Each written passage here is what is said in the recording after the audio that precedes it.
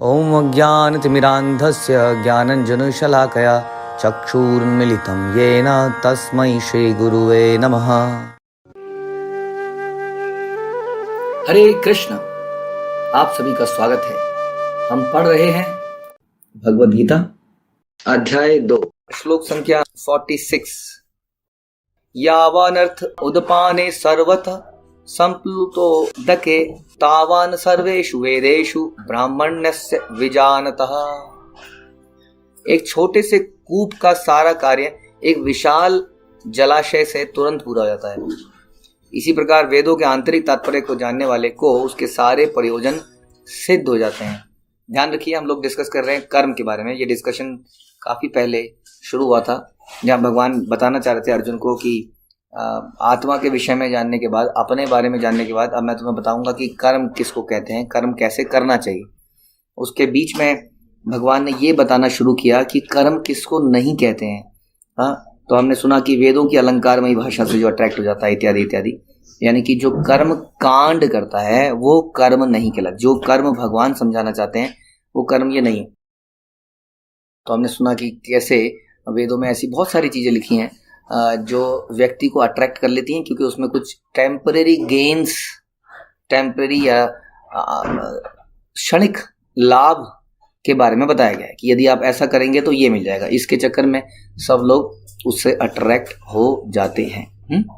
यहाँ पर फिर से बता रहे हैं कि एक छोटे से कूप का सारा कार्य विशाल जलाशय से हो जाता है। हम लोग छोटे छोटे कुएं के चक्कर में पड़े रह जाते हैं अपने अपने। जैसे कि वो कुआं क्या है, वो कुआं एक तरह से मैं और मेरा परिवार, मेरा घर के इर्द गिर्द वो कुआं बनता है। हम उससे अपने आप को संतुष्ट करने का प्रयास करते हैं, लेकिन एक कुएं की कैपेसिटी है ना लिमिटेड है एज कम्पेयर टू जो महान जलाशय है, समुद्र है, नदियां हैं। कुएं का पानी भी अक्सर कई बार सूख जाता है, अंदर चला जाता है, लेकिन ये जो बड़े बड़े जलाशय हैं इनमें पानी अक्सर रहता है। उसी तरीके से हम लोग संसार में रस ढूंढ रहे हैं कई चीज़ों में, खाने में, सोने में, कपड़ों में, घूमने में, कई चीज़ों में रस ढूंढ रहे हैं। ये रस उस कुएं के समान है, छोटा छोटा है, लेकिन जलाशय क्या है, विशाल जलाशय क्या है। कृष्ण को आपने सुना होगा, कृष्ण को हम रसराज भी कहते हैं। इवन जो आप हरे कृष्ण मंत्र पढ़ते हैं उसमें राम शब्द का मंत्र भी यही है कि वो रस के खान है। तो इस प्रकार से कृष्ण जो है रसराज हैं, रस के भंडार है। यदि हम कृष्ण के समीप जाएंगे, उनकी सेवा करेंगे तो हमें वो सारे रस मिल जाएंगे। तो कृष्ण इज लाइक अ जलाशय, बहुत बड़ा समुद्र के जैसे हैं जिसमें रस का समुद्र है, और हमारे पास रस के छोटे छोटे कुएं हैं जो कि सूखते जाते हैं। तो इस प्रकार हम इन कुएं के चक्कर में अगर पड़े रहेंगे। कुएं कौन से हैं, यहाँ पर एक कुएं बताया जा रहा है जो वेदों में जो चीजें बताई गई हैं, इसी प्रकार वेदों के आंतरिक तात्पर्य को जानने वाला उसके सारे प्रयोजन सिद्ध हो जाते हैं। यानी कि वेदों का कुछ एक्सटर्नल दिखता है कि पर्पस ये है, लेकिन इंटरनल पर्पस कुछ और है। एक्सटर्नल पर्पस क्या दिखता है वेदों का कि ये करोगे तो ये मिल जाएगा, ये करेंगे तो ये मिल जाएगा। जैसे कि कई बार हम छोटे छोटे बच्चों को या अपने बच्चों को कुछ प्रलोभन देते हैं कि यदि तू 8th क्लास में फर्स्ट डिवीजन ले आएगा तो हम तुझे साइकिल दिलाएंगे, यदि तू ये कर लेगा तो हम तुझे ये दिलाएंगे। तो वास्तव में इसका पर्पस ये नहीं होता ना। पर्पस बच्चे को यही लगता है कि साइकिल पर्पस है, लेकिन जो पेरेंट्स होते हैं वो जानते हैं कि साइकिल पर्पस नहीं है। साइकिल तो एक प्रलोभन दिया जा रहा है जिसके चक्कर में वो पढ़ेगा और धीरे धीरे आगे बढ़ जाएगा, बाद में उसको समझ में आएगा कि ऐसा क्यों बोला गया था। उसी तरह से वेदों में कुछ कुछ ऐसे अट्रैक्टिव चीजें दी गई हैं जिसको देख के आदमी उसको लपकने की कोशिश करता है और धीरे धीरे डायरेक्टली और इनडायरेक्टली भगवान के नामों को जपता चला जाता है। लेकिन ये प्रोसेस बहुत स्लो हो जाता है। क्यों? क्योंकि वो व्यक्ति काफी समय तक उस फलों के चक्कर में ही घूमता रह जाता है। बहुनाम जन्मनाम अंत कहते हैं जिसको। बहुत जन्मों के बाद उसको समझ में आता है कि ये छोटे मोटे फल जो है ये तो मुझे एक्चुअली में मूर्ख बना रहे हैं। इन फलों से मुझे कोई स्थायी लाभ नहीं मिल रहा है। हाँ, इस फलों को खा के मेरी भूख नहीं मिट रही है, भूख बढ़ती जा रही है। ये बात उसको काफी समय के बाद समझ में आती है। इसलिए बोला गया कि ये वेदों के पर्पस को समझा जाए। यहाँ ये बोल रहे हैं कि जैसे छोटे कुएं का सारे कार्य बड़ा जलाशय कर लेता है, इसी प्रकार वेदों में आप छोटे छोटे जो गिफ्ट आपको दिए जा रहे हैं, छोटे मोटे, जिसको लो हैंगिंग फ्रूट्स कहते हैं ना कई बार, कि ये बस गए और पकड़ लिया, ये मिल गया, ये करो ये मिल गया, ये करोगे तो ये मिल जाएगा। आप इसको वेदों को कैसे समझे? हम लोग तो वेदों के चक्कर में नहीं पड़ते हैं। कई लोग कहेंगे आप इनको वो छोटे छोटे कुछ रिचुअल समझिए जो हम अपने जीवन में करते हैं, ठीक है, कुछ प्राप्त करने के लिए। तो जैसे हम कई बार कहते हैं ना, ये यहाँ पर ये इस झाड़े वाले के पास चले जाओ, हैं, यहाँ पर कहते हैं कि ये इसके पास चले जाओ, ये आपको ये कुछ दे देगा, हाँ ये कुछ क्या वो मिर्ची और नींबू को लेके ऐसा कर लो। आप इसको उससे कंपेयर कीजिए। कई लोग जो वैदिक अनुष्ठान करते हैं वो लोग तो डायरेक्टली समझ जाएंगे, लेकिन बाकी लोग समझेंगे नहीं। तो इसका मतलब केवल उन्हीं से है, उन्हीं रीति रिवाज, उन्हीं रिचुअल से जो आपको क्षणिक लाभ देने का प्रयास करते हैं। लेकिन प्रॉब्लम क्या है इसमें? अगर कोई ठीक हो जाए तो बताइए, अगर कोई झाड़ा लगाने से ठीक हो जाता है तो प्रॉब्लम क्या है? अगर कोई भूत उतारने वाले के पास जाता है उससे ठीक हो जाता है, प्रॉब्लम क्या है?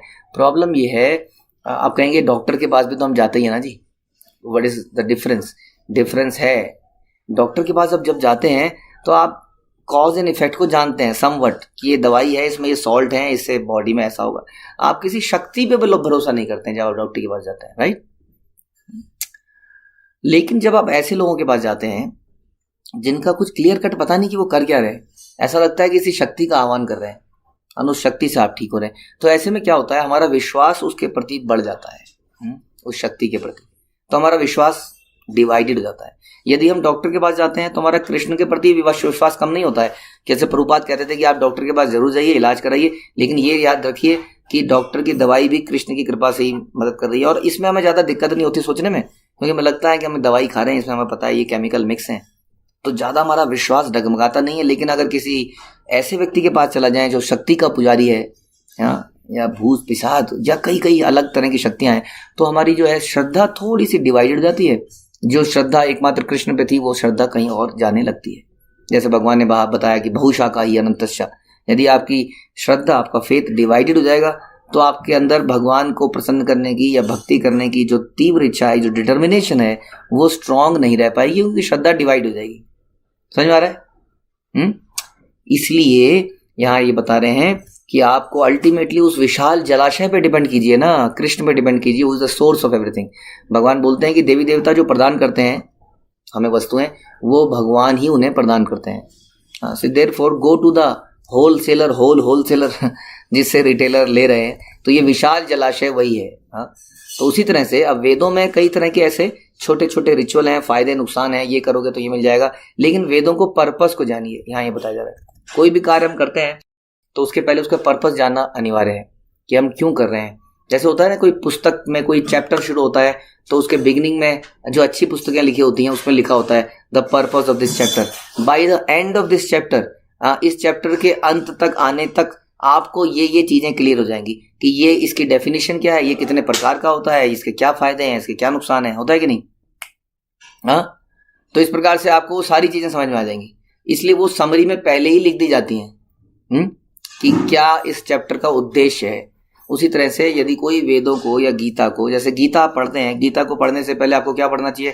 गीता का प्रस्तावना, शिला प्रभुपाद ने जो उसके ऊपर इंट्रोडक्टरी कुछ पेजेस लिखे हैं उसको पहले पढ़िए, ताकि आपको समझ में आए कि इस गीता से आपको क्या एक्सपेक्ट करना है। डायरेक्टली उछल कूद के गीता पढ़ने की कोई आवश्यकता नहीं है। पहले उसके पर्पस को जानने के लिए क्यों लिखा होता है, आखिर पुस्तकों में ये सब क्यों लिखा होता है, आमुख है, प्रस्तावना है, पता नहीं क्या क्या, preface and all those things, what is the purpose?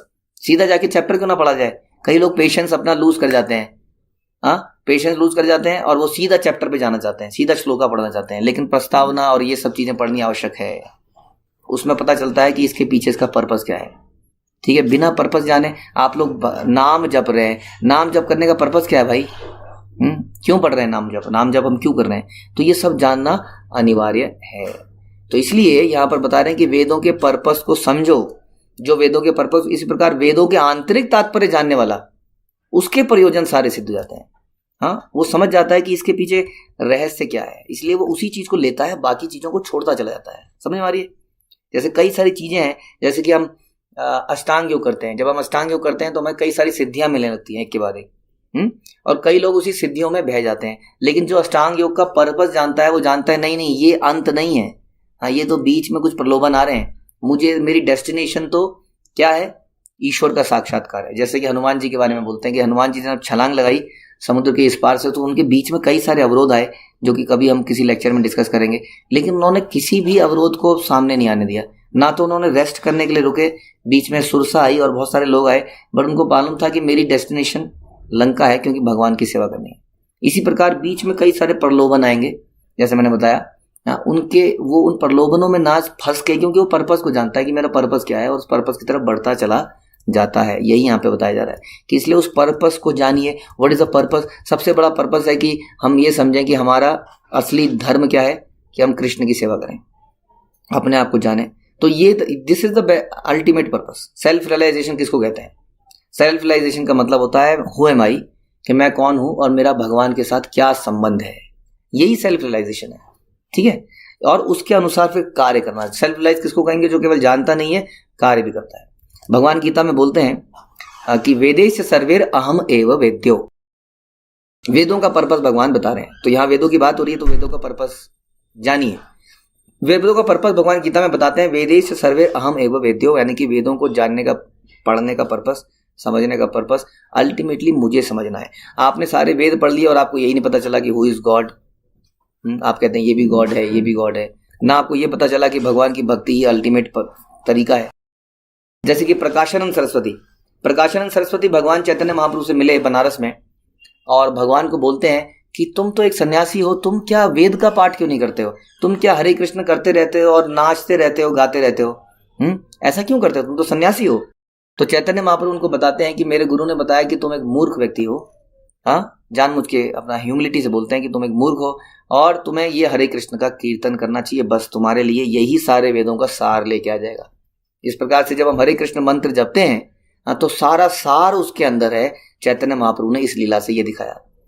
जैसा कि भगवान ने गीता में बोला कि वेदेश सर्वेर अहम एव वेद्यो, कि वेदों को जानने का पर्पस मुझे जानना है। यदि आपने सारा साहित्य पढ़ लिया और आपसे किसी ने पूछा हु इज गॉड और आपको यही क्लियर नहीं है हु इज गॉड, या किसी को प्रसन्न करने के लिए वो बोल दिया हाँ तुम्हारे भी भगवान है, हमारे भी भगवान है, जैसा तुम्हारा मत है वैसा करो, हम जैसा मत है वैसा करेंगे, ये सब ढकोसला है। कई सारे ऐसे गुरु हुए, खासतौर पर विदेशों में गए, जिन्होंने हर किसी को, जैसे आजकल के मंदिर है वहां सारे के सारे जिसकी श्रद्धा जैसी, बस सारे के सारे देवी देवता, कोई भी व्यक्ति, उनको उनकी मूर्तियां वहां पे रख दी गई।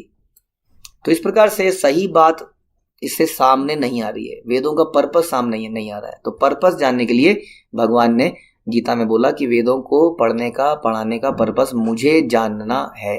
जैसे कि चैतन्य महाप्रभु ने प्रकाशन सरस्वती को बताया कि मैं एक मूर्ख हूं, मेरे गुरु ने बताया केवल हरे कृष्णा जपो, सारा वैदिक रहस्य तुम्हारे सामने आ जाएगा। हाँ, यानी कि जो हम नाम का जप करते हैं ये असेंस है भगवत, सारे वेदों का, शास्त्रों का असेंस। और आप जानते हैं भागवतम में ऐसा श्लोक आता है जो बताता है कि जो हरि नाम जपता है, जो भगवान के नामों को जपता है, उसने सारे तपस्या कर ली है, सारे तीर्थों में होके आ गया है, सारे व्रत अनुष्ठान यज्ञ सब कुछ उसने कर दिया है, तभी वो नाम जप पा रहा है। नाम जपना कोई सहज चीज नहीं है कि हर कोई जप पाए। कई बार हम कितने लोगों को प्रयास करते हैं, उनको प्रणाम करते बोलते हैं हरे कृष्णा, वो मुंह से पलट के हरे कृष्णा नहीं बोलता है। हम बोलते हैं हरे कृष्णा, हाँ वो साइड में से निकल जाएगा लेकिन बोलेगा नहीं। तो ये कोई इतना सहज नहीं है, ये सहज बना दिया है चैतन्य महाप्रभु ने, इसलिए हमें ऐसा लग रहा है। लेकिन शास्त्र कहते हैं कोई भाग्यवान व्यक्ति ही भगवान के नाम को जप पाता है। और जहां तक वैदिक चीजों का सवाल है वो बहुत ही मुश्किल है। उनके रिचुअल इतने ज्यादा हैं, उनमें गलतियां होने के बहुत ज्यादा चांसेस हैं। ये जो प्रोसेस है जो असेंस भी है और सरल भी है, इसमें गलती होने पर भी भगवान के द्वारा या किसी देवी देवता के द्वारा दंडित नहीं किया जाता है। इसलिए आप सबसे अनुरोध है कि वेदों के सार को समझिए, इधर उधर के नॉलेज में फंसने का प्रयास मत कीजिए। गीता में भी मैंने आपको बताया, भागवत में बताया, सारे वैदिक ज्ञान का सार है कि भगवान के नामों को जप किया जाए, उनके बारे में श्रवण किया जाए, उनका कीर्तन किया जाए। तो इस श्लोक से ये निकल के आता है। हरे कृष्ण। श्रीमद् भगवद गीता की जय। श्रील प्रभुपाद की जय।